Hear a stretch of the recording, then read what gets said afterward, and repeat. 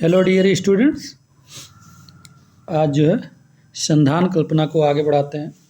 अपना क्या चल रहा था? संधान कल्पना, ठीक है। तो संधान में हमने आसव और अरिष्ट के बारे में थोड़ा सा बताया था। आज देखते हैं आसव और अरिष्ट में डिफरेंस क्या होता है, ठीक है।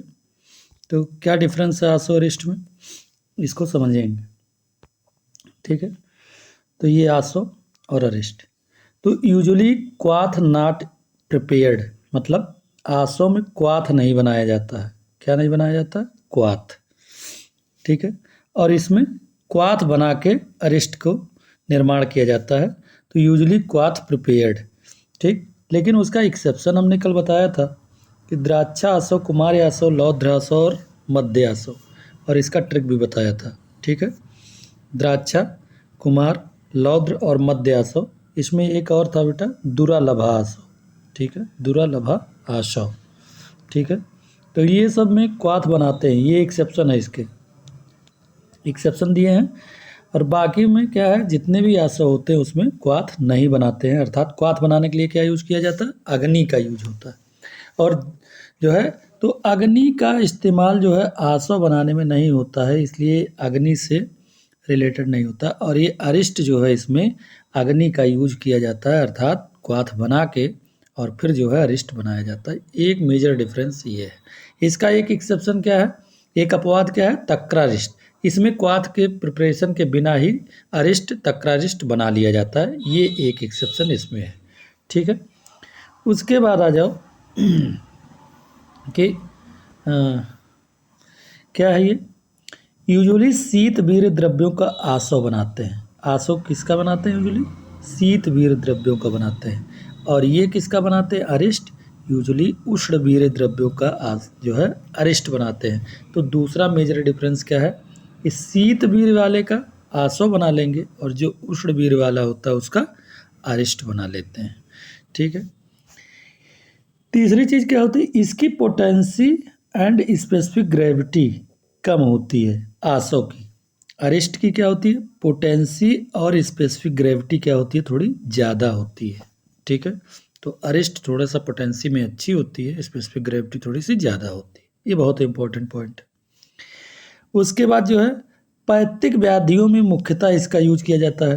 भाई जब शीत वीर्य है तो शीत वीर्य और पित्त क्या होता है? पित्तर बीमारियाँ, वो क्या होती हैं जो है उसमें अग्नि प्रधान या जो है अग्नि महाभूत का वो होता है। तो पैतृक व्याधियों को कौन शांत करेगा? शीत वीर्य वाला। तो जाहिर सी बात है शीत वीर्य द्रव्यों का ये बनाया जा रहा है, तो पैतृक व्याधियों में इसका उपयोग मुख्यतः किया जाएगा।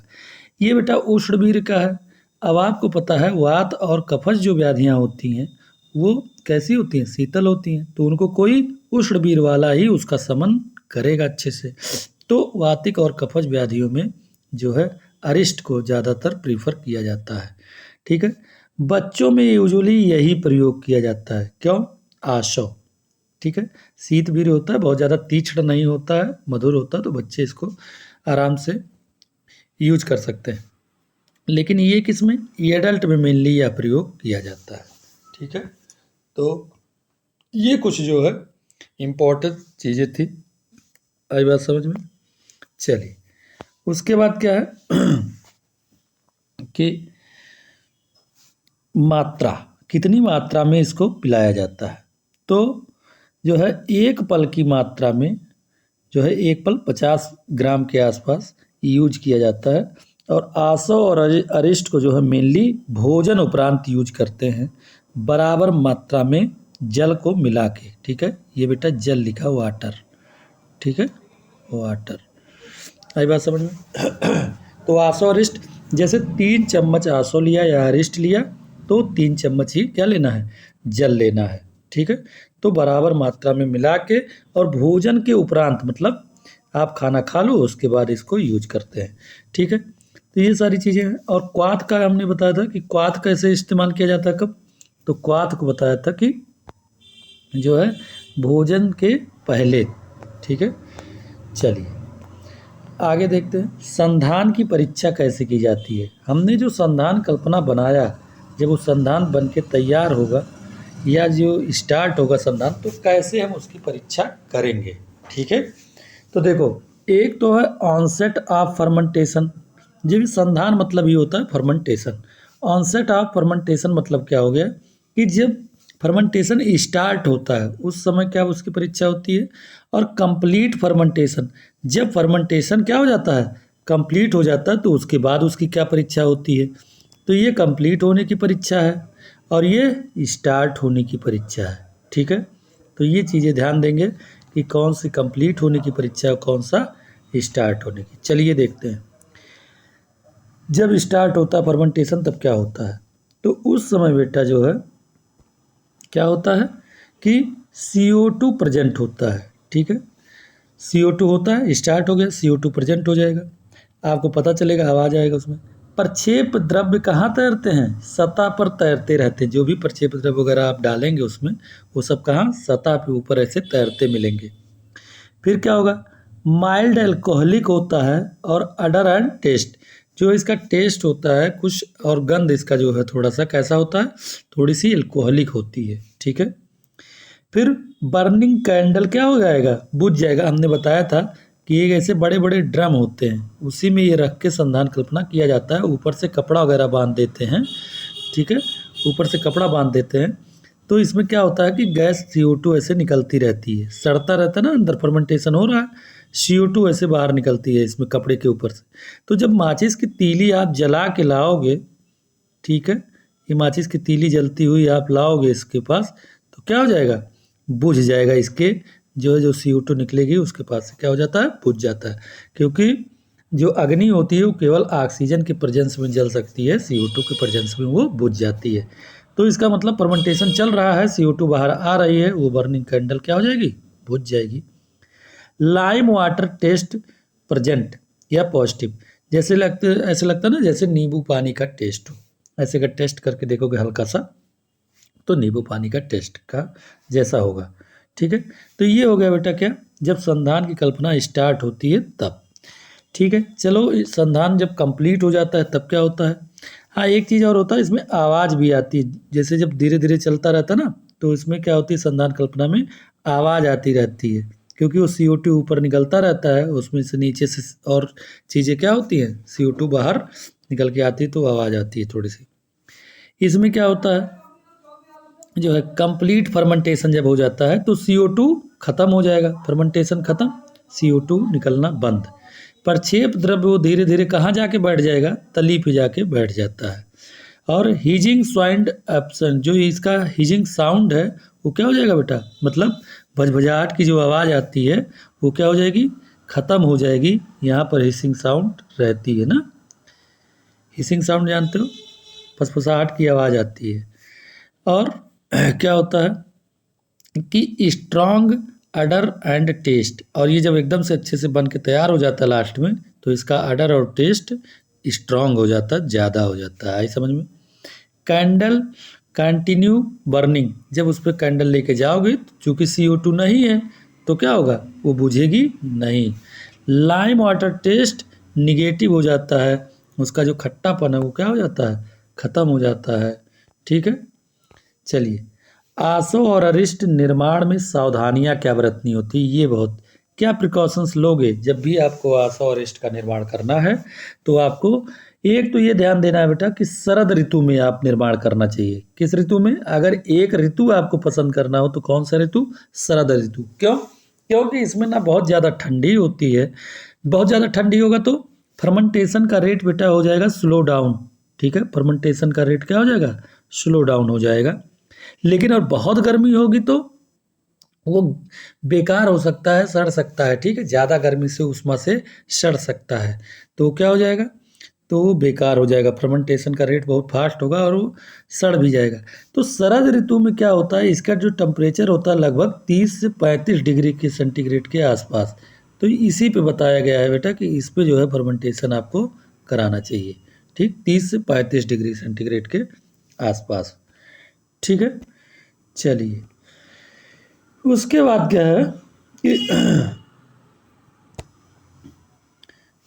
जो काष्ठ औषधियों को अच्छी तरह से सुखाने के बाद फिर उसका क्वाथ बनाएं। जो काष्ठ औषधियाँ हैं उसको क्या करना है, अच्छी तरह से सुखा लो, तभी उसका क्वाथ बनाओ। ठीक है, गीली औषधियों का क्वाथ नहीं बनाना होता है। एक पॉइंट यह छूटा है, समशीतोष्ण स्थान पर पात्र रखना चाहिए। समशीतोष्ण स्थान पर मतलब जहाँ पर जो है टेम्परेचर क्या हो, मॉडरेट हो, बहुत न ज़्यादा हो न बहुत ही कम हो, मतलब न बहुत ज़्यादा शीत हो न बहुत ज़्यादा उष्ण हो, सम हो, हल्का शीत हल्का गर्म। ठीक है, नॉर्मल टेम्परेचर कहने का मतलब। चलिए, अम्ल द्रव्यों के पात्र जो है जहाँ पर है कक्ष के निकट नहीं होने चाहिए। ठीक है, मतलब जो अम्ल द्रव्य आप जहाँ बना रहे हो, वो संधान कर रहे हो, तो वो कक्ष के निकट नहीं होने चाहिए, क्योंकि बहुत CO2 निकलता है ना, वो नुकसान करेगा। तो ऐसे पास में नहीं होना चाहिए कक्ष के। चलिए, पात्र का जो है 2/3 भाग खाली रखना चाहिए। मतलब समझे कि जितना बड़ा पात्र है उसमें केवल 1/3 भाग ही भरो, 2/3 भाग उसका खाली रखो बनाते समय। क्यों? क्योंकि उसमें क्या होता है, जब फर्मेंटेशन होता है तो बहुत ज़्यादा उसमें जो है फूलता है, उसमें फेन वगैरह टाइप का बनता है ना, तो उसको जगह चाहिए। आई बात समझ में? तो वो फैलता थोड़ा। ठीक है, संधान पात्र को ढक्कन से ढक देना चाहिए और ढक्कन ऐसा लगाएं जिससे गैस निकलनी चाहिए। तो अगर ढक्कन नहीं है तो मैंने क्या बताया था, कपड़े बांध देते हैं, मार्किन के जो सूती कपड़े होते हैं उसको बांध देते हैं, जिससे वो CO2 गैस निकलती रहती है। ठीक है, चलिए, तल से क्या होता है, जमीन से 2 इंच जो है ऊपर टोटी लगानी चाहिए। मतलब जैसे ये ड्रम है तो इसको जो है लगभग 2 इंच ऊपर यहाँ पर टोटी लगा दो। आई बात समझ में? ठीक है, वो टेस्ट करने के लिए। ठीक है, अच्छी तरह से छानने के बाद क्या करना है, आसव अरिष्ट जिस पात्र में रखें जाते हैं उस पात्र के ढक्कन को अच्छी तरह बंद कर दें। वायु के आवागमन से फिर से संधान उत्पन्न हो सकता है। यानी जब आप एक बार उसको छान लिए हैं, उस संधान कंप्लीट होने के बाद जब उसको क्या कर लिए, फिल्टर कर लिए, सब कुछ सही से निकाल लिए उसको आसव अरिष्ट को, तब ऐसे पात्र में आपको रखना है जो एयर टाइट हो, उसमें दोबारा क्या ना जाए, एयर नहीं जानी चाहिए। ठीक है, अगर एयर गया तो फिर से क्या स्टार्ट हो सकता है, फर्मेंटेशन फिर से स्टार्ट हो सकता है, संधान कल्पना फिर से शुरू हो सकती है। आई बात समझ में? चलिए, उसके बाद क्या है बेटा, मधुर गुड़ शहद चीनी आदि संधान के प्रारंभ में पूरा नहीं डालना चाहिए। जो मधुर गुड़ चीनी शहद है ये संधान कल्पना में पूरा नहीं डालना चाहिए। कल बताए थे ना कि जो है 1/2/3 भाग डाल दे रहे हो तो 1/3 भाग क्या करो, बचा लो। आई बात समझ में? तो ये बताया गया था। या जो है 3/4 भाग अगर डाल दे रहे हो तो 1/4 भाग क्या करो, उसका बचा लो।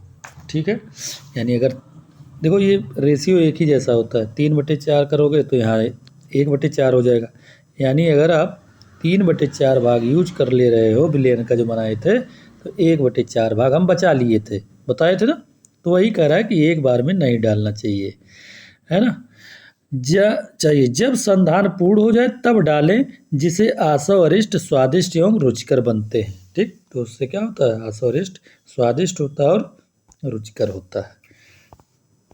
ठीक है, चलिए, आसव के सामान्य गुण क्या होते हैं, पूछता है आपसे कि आसव का सामान्य गुण क्या होता है।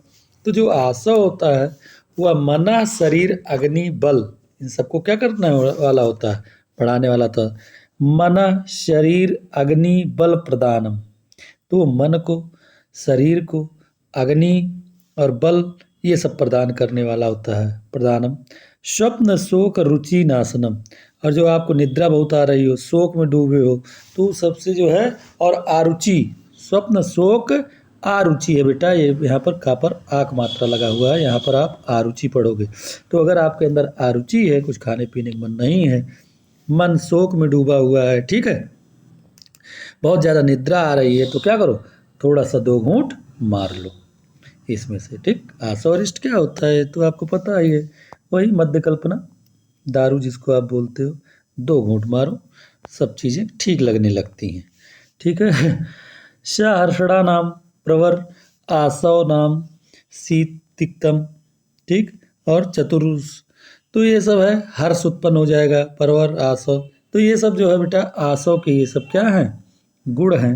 यही समान गुण है, मन शरीर अग्नि बल इन सब में जो है प्रदान करेगा। निद्रा भगाएगा, शोक को भगाएगा, अरुचि को नाश करेगा, है ना। सहर्षणानाम मतलब अच्छे से अंदर हर्ष उत्पन्न करेगा। ये सब गुण इसके होते हैं बेटा आसव के। अरिष्ट क्या होता है? अरिष्ट के सामान्य गुण क्या होते हैं कि शोष, अर्शो, ग्रहणी दोष और पांडु रोग, यानी शोष, अर्श, ग्रहणी दोष, पांडु रोग, अरुचि, ज्वर, इन सब का नाश करता है। हंत्यरिष्टा मतलब इन सब का हनन करता है या नाश करता है। कफ वृत्तान रोगान, दीपन पाचन, और कफ जैसे रोगों का नाश, कफज रोगों का नाश करता है, दीपन पाचन का काम करता है। तो ये बीमारियां इसमें दिया है बेटा। यहाँ तो हर्ष उत्पन्न करता था, मन शरीर इन सबको अच्छा लग रहा था, लेकिन अरिष्ट क्या करता है? अरिष्ट बीमारियों के नाम दिया है। शोर, सर्स, ग्रहणी, पांडु दोष, है ना, ये सब रोग। आरुचि इसमें भी है, ठीक। और ज्वर का नाश करता, दीपन पाचन होता है, कफ का नाश, कफ वाले रोगों का नाश करता है। तो ये हो गए आपके अरिष्ट के गुण, ठीक है। चलिए स्टार्ट करते हैं मध्य कल्पना। मध्य कल्पना क्या होता है? मध्य कल्पना होता है एल्कोहलिक प्रिपरेशंस। एल्कोहलिक प्रिपरेशंस में क्या किया जाता है कि कैसे? तो इसके अंदर क्या क्या आता है? सुरा, सीधु, बारूड़ी। तो जो सुरा, सीधु, बारूड़ी है, सुरा को ही मध्य बोलते हैं, ठीक, एक तरह का मध्य होता है। सुरा, सीधु, बारूड़ी। हमने कल एक क्वेश्चन बताया था कि सभी प्रकार के मध्य कल्पनाओं में क्या होता है?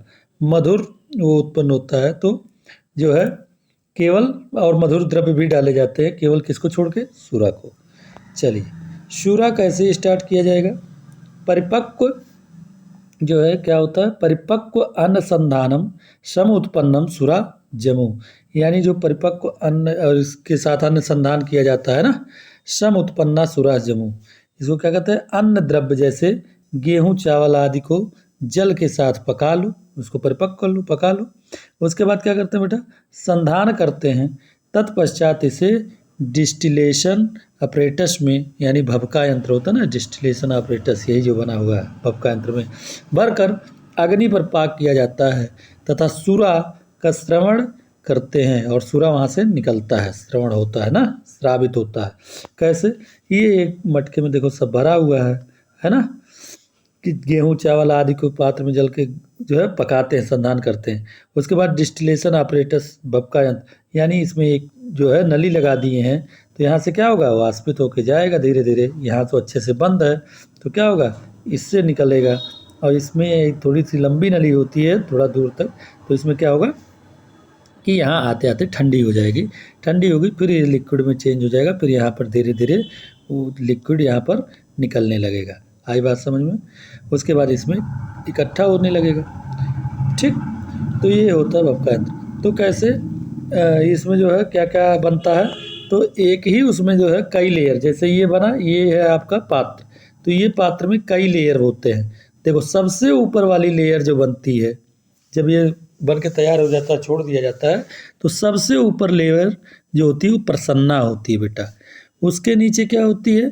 कादम्बरी होती है। उसके नीचे क्या होता है? जगल बनता है, तीसरी लेयर। उसके नीचे क्या होता है बेटा? मेदक होता है। और सबसे नीचे वाली लेयर जो होती है बेटा, वो क्या होती है? वो बक्कस होती है। तो हमने एक ट्रिक बताया था कि पी के जंगल में बकवास, पी के जंगल में बकवास। तो सबसे ऊपर प्रसन्ना, उसके नीचे कादम्बरी, फिर जगल मतलब जगल, जंगल मतलब जगल में से मेदक, और बकवास मतलब हो गया बेटा बक्कस। तो कभी कभी क्वेश्चन इस तरह से आपसे पूछता है कि जो ये मध्य कल्पना में सुरा कल्पना, जब आप कुछ सुरा बनाते हो, तो सुरा के जो ये 5 भेद हैं, ये एक तरह से भेद हैं। तो सुरा में जो सबसे ऊपर बनता है लेयर, वो क्या होता है? वो बेटा प्रसन्ना होता है। फिर पूछता है सुरा में जो सबसे नीचे वाली लेयर है वो क्या होता है? तो वो बक्कस होता है, ठीक है। चलिए तो ये चीज़ें हो गई। सुरा 5 अस्त्रों में कलेक्ट होती है। देखो सबसे ऊपर प्रसन्ना, फिर कादम्बरी, जगल, मोदक और बक्कस। चलिए प्रसन्ना में सबसे अधिक एल्कोहलिक परसेंटेज होता है। एल्कोहल हल्का होता है, इसलिए सबसे ऊपर होता है। जितना ज़्यादा एल्कोहल होगा जिसमें, वो ज़्यादा ऊपर होगा। तो प्रसन्ना क्या होता है? आपको एल्कोहल पता होगा, वाटर से भी हल्का होता है ना। तो प्रसन्ना, तो ये देखो यहाँ पर परसेंटेज ऑफ एल्कोहल जो है अधिक होता है प्रसन्ना में। ऊपर से नीचे तक गाढ़ा होता जाता है। प्रसन्ना को सारंगधर जी ने क्या कहा है? सुरामंड, जो सुरा बना है उसका मंड, उसका स्टार्च, ये जो सुरा कल्पना है इसका स्टार्च उन्होंने बोला है सुरामंड। किसने बोला है? आचार्य सारंगधर जी। तो एक क्वेश्चन ये भी हो गया कि प्रसन्ना को आचार्य सारंगधर जी क्या बोलते हैं? सुरामंड भी नाम दिया है। यह प्योर एल्कोहल होता है बेटा, एकदम शुद्ध एल्कोहल होता है और इसमें परसेंटेज भी ज़्यादा होता है। सुरा के गुण क्या होते हैं, क्या खासियत है इसका, क्या प्रॉपर्टी है? तो ये निम्न का नाश करता है। किस किस का नाश करता है? आरुचि का नाश कर देगा। अगर ज़्यादा दिक्कत हो, बहुत आरुचि हो, विबंध हो रहा हो, मल सही से पास ना हो रहा हो, ठीक है, मतलब कॉन्स्टिपेशन टाइप का हो, आना हो, ये भी वही एक कॉन्स्टिपेशन का ही टाइप है, आना हो, और बमन बहुत ज़्यादा हो रहा हो, पेट में दर्द हो रहा हो, कुच्छी में शूल हो रहा हो, और हृदय में शूल हो रहा हो, मतलब हृदय पीड़ा, यानी हृदय में शूल, भाई दिल उल टूटा हो आपका, दर्द बहुत हो, 2 घूंट मारो सुरा का, मस्त एकदम, सब चीज़ों का नाश, आरुचि का नाश, विबंध का नाश, आना, बमन, कुच्छी शूल, हृदय शूल सब खत्म हो जाता है। ठीक है, कितनी शक्ति है। आइए सीधु कल्पना देखते हैं। सीधु कल्पना क्या होता है बेटा? ये एकाकी द्रव्य होता है। एकाकी द्रव्य मतलब गन्ने के रस से बनाया जाता है। तो कोई पूछे कि सीधु कल्पना में क्या यूज होता है, तो सीधु कल्पना में एकाकी द्रव्य एक है, वो गन्ने के रस से बनाया जाता है।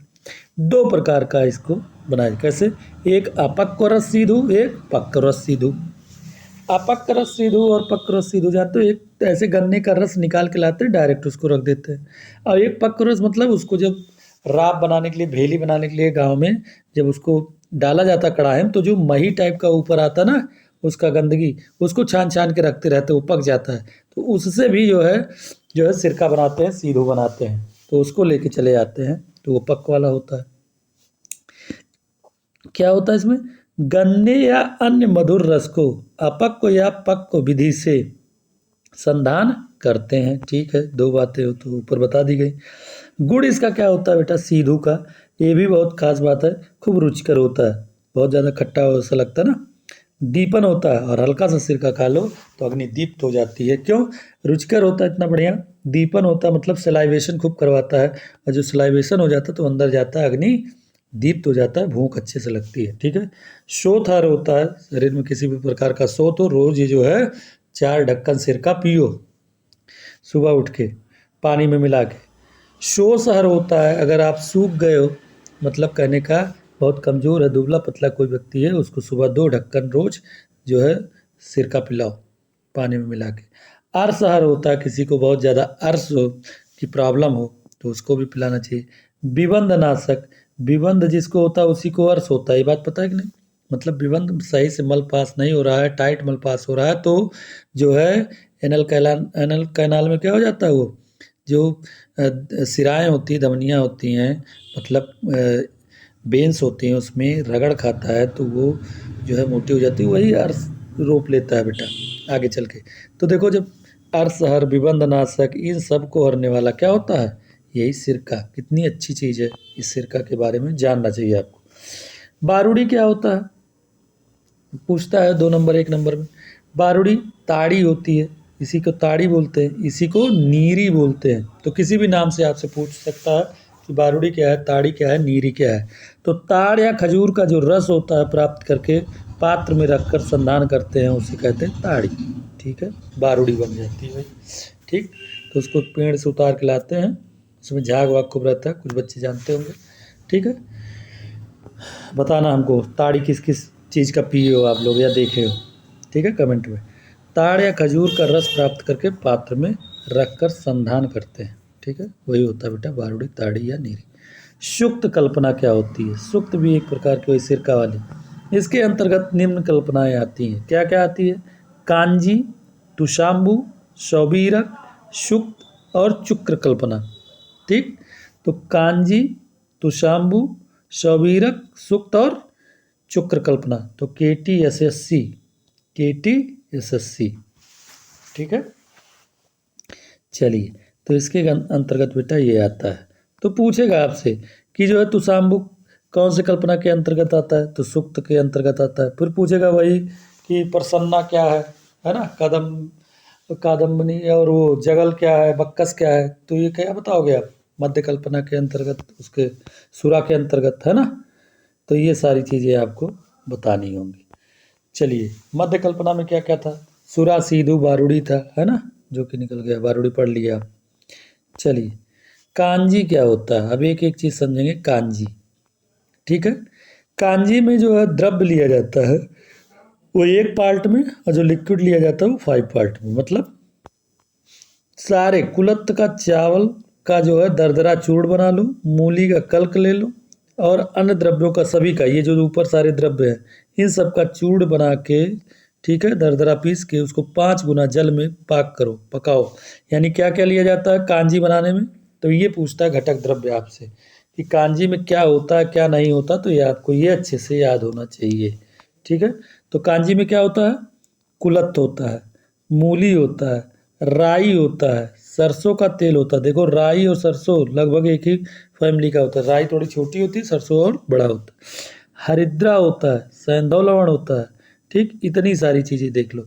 तो कुल मिला जुला के कुछ नहीं है, चावल है, मूली खाना है, चावल और जो है सरसों का तेल और ये सब डाल के ना, जैसे चावल, और कुछ लोग तेल, नून तेल भात खाते गाँव में, नून तेल भात खाते, नमक तेल भात। तो वही है, कुलत्थ का चावल है, उसके साथ मूली खा लेते हैं। सरसों का तेल और राई ले लो, ठीक। और नून मतलब सेंधव लवण ले लो, है ना, ये सब ले लो, और मूली के साथ उसको खा लो। तो थोड़ा सा हल्दी का चूर्ण मिला लो उसमें, भूज भूज लोगे तो अच्छा लगेगा, है ना। तो ऐसे याद करने का एक तरीका है कि आपको कैसे याद रहेगा। कुलत्थ चावल, मूली, हल्दी चूर्ण उसमें मिला के, सेंधव लवण मिला लो, ठीक है, और हरिद्रा और सरसों का तेल और राई, ये सब मिला के पाक करना है। कितना? 5 गुने जल में। तो कितना कितना पार्ट लिया जाता है बेटा? तो इसमें जो है कुलत्थ चावल 1 किलोग्राम ले लो, मूली जो है आधा किलो ले लो, उससे आधा राई ले लो, उसका और आधा लगभग क्या ले लो?